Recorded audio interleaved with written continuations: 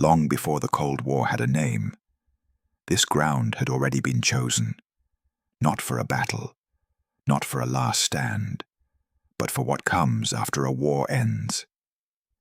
Decades later, when a new conflict arrived, engineers believed they were building something modern. They weren't. They were finishing something that had been started years earlier, never properly closed. The Cold War base was never meant to surprise anyone. From the outside, it looked ordinary, concrete, steel, antennas aligned with mathematical precision, a facility designed for logic, order, and control. And yet, from the very beginning, something about it never quite made sense. Why this location? Why this terrain? Why here, when dozens of safer, simpler alternatives existed? Those questions stayed buried for years, until engineers began digging, not metaphorically, literally. When construction crews arrived to expand the underground sections of the base, they expected bedrock. What they found instead was emptiness, cavities, reinforced voids that did not appear on any Cold War blueprints. At first, it was dismissed as poor geological mapping, a mistake, a harmless anomaly. But then the walls appeared. Old walls. Not Cold War concrete, but something rougher, thicker, poured using methods that predated the facility by decades. Someone had already been here. That was the moment when the base stopped being just a Cold War installation and started becoming a question. The engineers paused work. Reports were filed. Military historians were consulted quietly, informally. No public announcements, no headlines. The base remained operational throughout, as if nothing unusual had been discovered. But below ground, a different story was taking shape. The deeper they went, the clearer it became that the Cold War facility had not been built from scratch. It had been layered, carefully, on top of something older.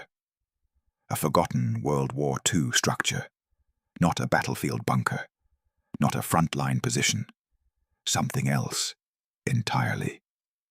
The architecture suggested permanence, long corridors designed for sustained use, storage chambers arranged with logistical efficiency, power conduits routed through areas that should not have required power at all. This was not a temporary wartime shelter. It was infrastructure. And that raised an uncomfortable question. If this facility already existed at the end of World War II, why was it never documented?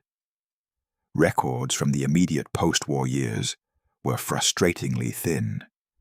Some maps simply ended before reaching this region.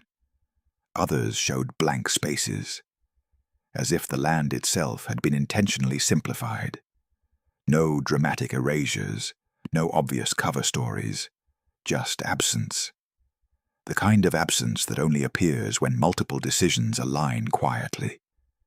What made it stranger was what happened next. Instead of sealing the discovered sections, military planners incorporated them. Old tunnels were reinforced. Existing chambers were adapted. New systems were threaded through structures built for a completely different era. The Cold War base did not replace the World War II facility. It absorbed it. Why reuse something so old? Why not demolish it? Why trust infrastructure designed for a war that had already ended? The official explanation, when it existed at all, was efficiency. Why waste usable space? Why destroy something that still functioned? But efficiency does not explain secrecy. Certain sections of the older facility were never modernized. No cables, no sensors, no surveillance upgrades. They were left intact, sealed behind access doors that required no modern credentials. Only physical keys. Keys that existed long before the Cold War began. And that leads to another question. If the Cold War planners did not fully understand what they inherited, what exactly were they building on top of? Some of the original markings found underground did not correspond to any known Allied military standards. Measurements were precise, but unfamiliar. Storage layouts suggested materials that were meant to be accessed slowly, carefully, not rapidly deployed. This was not a structure designed for chaos. It was designed for waiting for something or someone. As the Cold War base went live, its personnel worked daily above a system whose original purpose had already faded from institutional memory. Generations of operators passed through, never realizing that their secure facility rested on decisions made during a completely different conflict. A conflict whose final chapters were far more improvised than history books suggest. And in the silence beneath the base, the older structure remained, unexplained, unfinished, still present. The structure didn't fail. It simply outlived the moment it was meant for. And when a new conflict arrived, it was waiting, already underground. By the time World War II reached its final year, planning had become strangely uneven. On the surface, everything suggested closure. Front lines were stabilizing.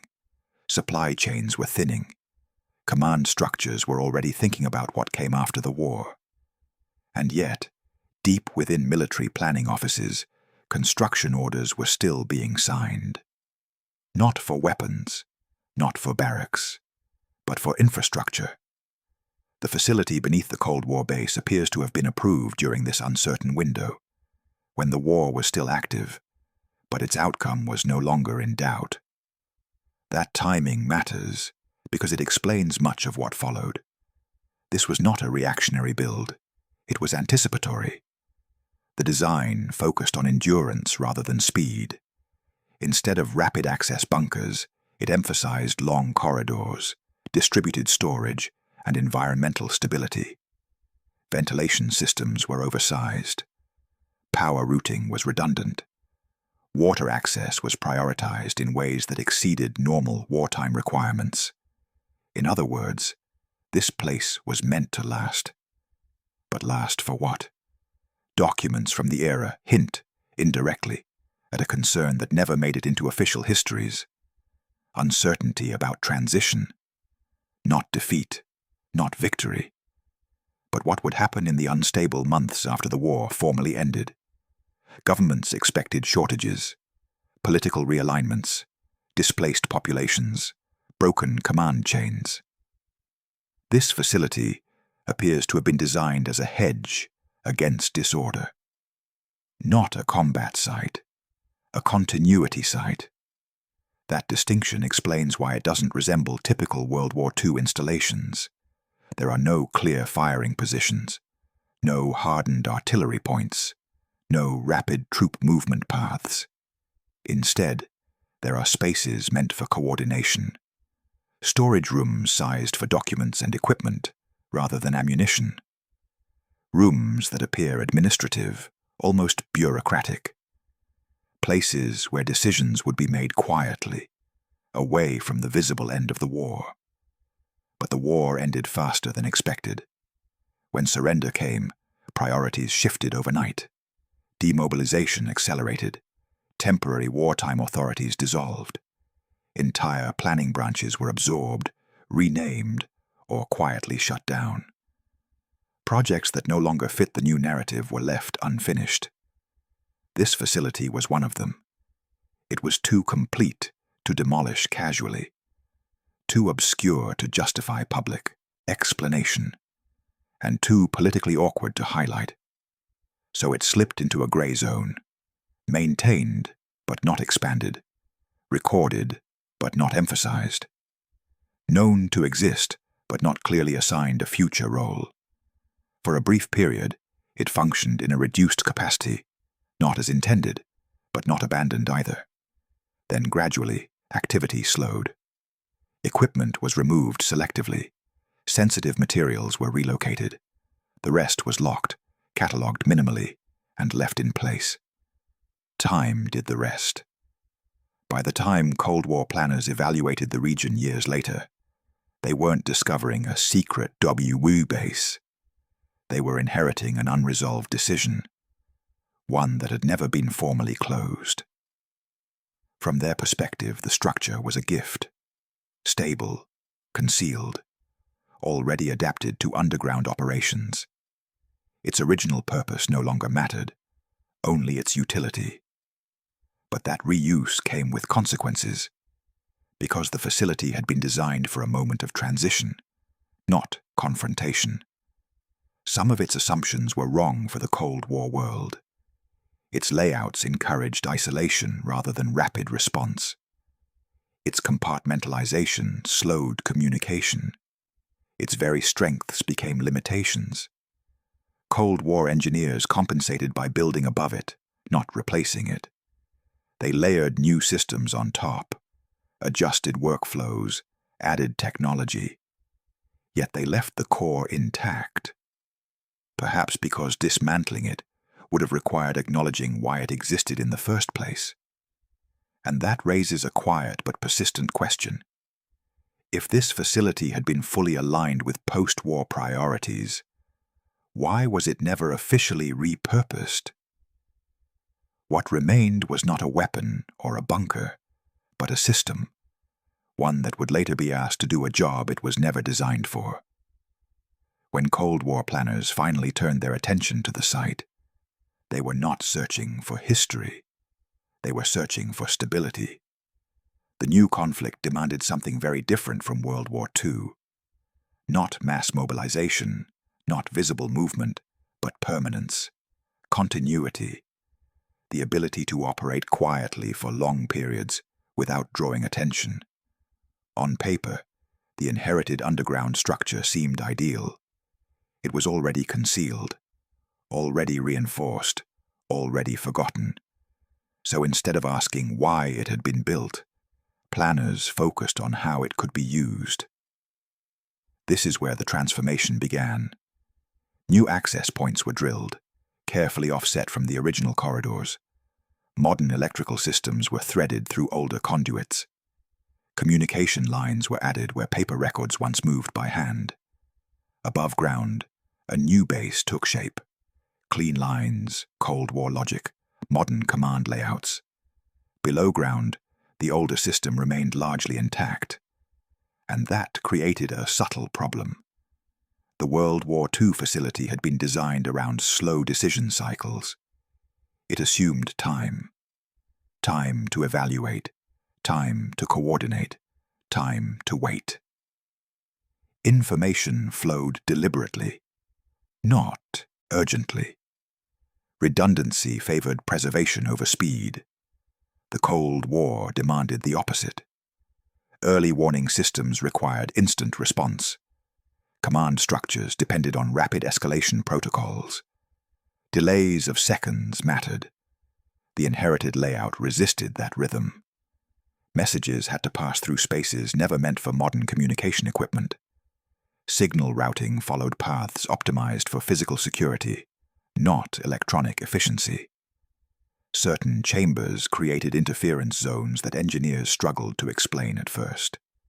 Not failures, friction. Small inefficiencies that didn't trigger alarms, but quietly shaped daily operations. Personnel adapted without questioning it. They learned which corridors slowed transmissions, which rooms were avoided during certain operations, which sections felt disconnected. No one blamed the structure. They blamed procedures. Over time, unofficial workarounds became routine. Operators adjusted timing expectations.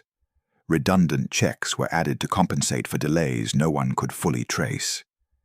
And in doing so, the Cold War base slowly absorbed the personality of the system beneath it.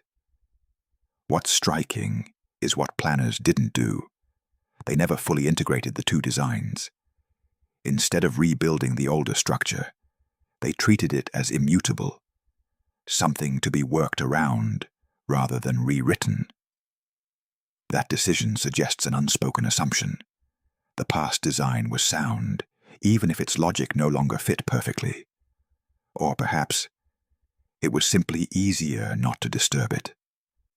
Some sections remained sealed entirely, not because they were unsafe, but because accessing them would have required re-evaluating their purpose. In classified environments, unanswered questions can be more inconvenient than known limitations. So the base functioned, not perfectly, not seamlessly, but well enough. For decades, operations continued above and around a foundation shaped by a different war's expectations. The Cold War passed through crises, alerts, near misses, all while relying on infrastructure whose original designers could never have imagined such demands. And that creates a quiet paradox. The Cold War base appeared modern, responsive, precise. Yet at its core, it rested on assumptions about patience, delay, and endurance. Two philosophies layered together. That layering mattered most during moments of stress, when alerts accelerated, when decision windows narrowed, when systems were pushed closer to their limits. In those moments, the inherited design didn't fail outright, but it shaped outcomes in subtle ways. It influenced how fast information moved, how confidently decisions were made, and how much margin for error remained. No reports at the time linked those effects to World War II. The connection was invisible, buried beneath concrete, doctrine, and decades of routine.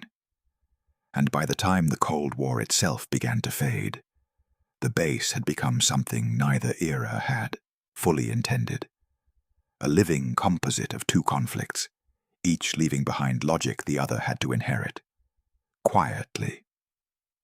For most of its operational life, the base never appeared in after-action reports as a problem. There were no catastrophic failures tied to it, no public incidents, no single moment that forced an investigation. That absence is precisely what made it dangerous. The issues were incremental, the kind that dissolve into routine before anyone thinks to document them. During high-alert exercises, response times varied slightly, depending on which sections of the base were active. Signal clarity fluctuated in ways that defied technical explanations. Backup systems engaged more often than projections suggested they should. Each issue, on its own, was negligible. Together, they formed a pattern. Operators learned to expect delays without naming them. Schedules were padded quietly. Procedures gained extra verification steps that were never formally justified, just accepted. No one asked where the inefficiencies originated. They only adapted to them. This is how systems hide their flaws. The older structure influenced airflow, temperature gradients, even acoustics. Equipment calibrated for Cold War conditions behaved differently, depending on proximity to the underlying World War II sections. Heat dissipation followed paths no engineer had designed. Sound carried unpredictably through reinforced corridors meant for a different kind of work. Nothing broke. Things merely behaved differently. Attempts were made to model these inconsistencies, but simulations never fully matched reality. The base was too layered, too historically complex. Blueprints existed for both eras, but they didn't align cleanly. Some original modifications had been made informally decades earlier, leaving no clear paper trail. At a certain point, analysis stopped.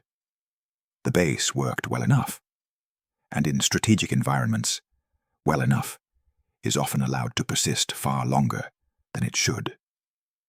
What makes this more striking is that the issues intensified during moments of stress, drills that simulated rapid escalation, communication overload, or partial system failure. Under those conditions, the inherited design subtly shaped outcomes. Information bottlenecked in predictable locations. Decision loops stretched just enough to require human judgment rather than automated response. Redundancy protocols activated earlier than expected, creating a perception of instability even when none existed. These weren't malfunctions, they were design echoes. The World War II facility had been built for deliberation, for continuity under uncertainty. The Cold War demanded immediacy. When those philosophies collided, the result was friction that no single department owned. And a friction without ownership rarely gets fixed.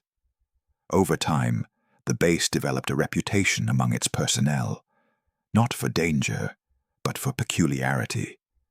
It felt slower during high pressure, more deliberate, less willing to rush. Some saw this as a weakness, others quietly trusted it, because slowness in the right context can prevent mistakes. That possibility was never formally acknowledged, but it lingered. The base had never been responsible for a disastrous decision. If anything, it encouraged caution.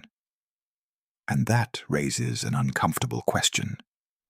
Did the inherited design accidentally introduce restraint into a system built for rapid escalation?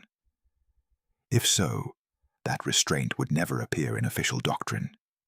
It would exist only in practice, shaped by walls, corridors, and layouts designed decades earlier for a completely different kind of uncertainty. When modernization efforts were proposed later, they focused on surface-level upgrades.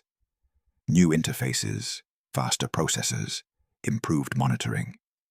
The underlying structure was left untouched, partly because changing it would have been expensive, partly because doing so would require reopening questions that no longer had clear answers, and partly because, despite its quirks, the base had become trusted. Not because it was perfect, but because it had never failed catastrophically. By the time the Cold War wound down, the base stood as a quiet anomaly, not obsolete, not fully modern, a system shaped as much by what it inherited as by what it was designed to do, a place where problems existed, but never loudly enough to demand correction. In the end, that may have been its most defining feature. When the Cold War finally loosened its grip, the base did not shut down all at once. There was no final alarm, no ceremonial deactivation, just a gradual quieting.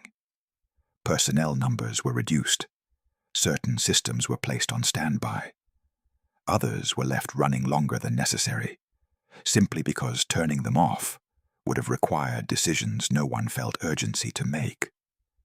The older structure beneath it changed even less. By then, it had outlived the conflict it was built for, and the conflict it had been repurposed to serve. Inspections conducted in the post-Cold War years noted the same contradictions that had always existed. Some sections felt outdated, but stable. Others appeared excessive, as if designed for responsibilities that never fully materialized. Nothing was wrong enough to demand removal. Nothing was modern enough to justify celebration. This is how infrastructure survives history, not by being essential, but by being inconvenient to dismantle. The World War II facility had passed through two eras without ever standing at the center of either. It had influenced outcomes indirectly, shaped behavior quietly, and absorbed new purposes without being fully understood. That kind of survival leaves a trace. Technicians reported that certain legacy systems were easier to maintain than newer ones layered above them. Environmental stability in the older sections remained remarkably consistent. Materials chosen under wartime uncertainty proved unexpectedly durable. Design choices made under pressure, with limited information, had aged better than some that came later. And that invites reflection. The facility was never celebrated because it never fit the story of progress. It wasn't a breakthrough, It wasn't innovative. It didn't symbolize victory. It symbolized continuity. A decision made near the end of one war, inherited by another, and carried forward largely because no one could cleanly replace it. Even today, traces of that layered history remain visible to those who know where to look. Access routes that curve when they should be straight, corridors that widen without explanation, spaces whose purpose can only be inferred, never confirmed. The base appears unified from above. Below, it is a palimpsest, old intentions written over, but never fully erased. What's most striking is not that this happened, but how often it does. Wars end faster than infrastructure can be resolved. Conflicts change before systems catch up, and decisions made under one set of assumptions are quietly carried forward into another. The Cold War base built on a forgotten World War II facility is not an anomaly. It is a pattern, one that reveals how history actually persists, not in speeches or treaties, but in concrete layouts and compromises that outlive the people who made them. Nothing about the site announces its complexity. Nothing demands attention. It simply exists, still bearing the weight of choices made when the future was uncertain and time was scarce. In that sense, the base defies easy categorization. It isn't a relic. It isn't a warning. It isn't a secret waiting to be exposed. It is evidence. Evidence that history does not move in clean breaks, that one war does not neatly replace another, and that the structures built in moments of uncertainty often shape outcomes long after their original purpose has faded. The ground remembers what paperwork forgets, and sometimes the most enduring systems are the ones no one ever fully explains. Long after strategies change, long after doctrines are rewritten, the ground keeps what it is given. The base never announced its past. It didn't need to. Layer by layer, it carried forward decisions made under pressure, uncertainty, and incomplete futures. One war ended, another began, and between them, the structure remained, adapting without ever fully transforming.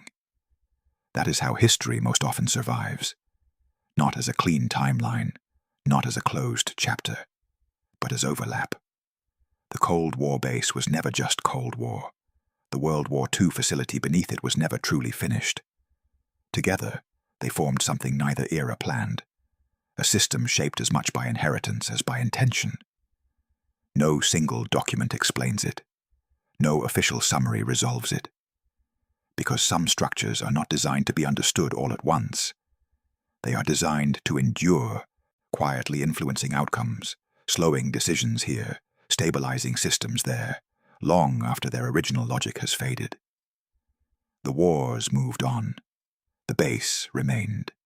And in that silence, it offers a reminder. History does not disappear when conflicts end. It settles into foundations and waits.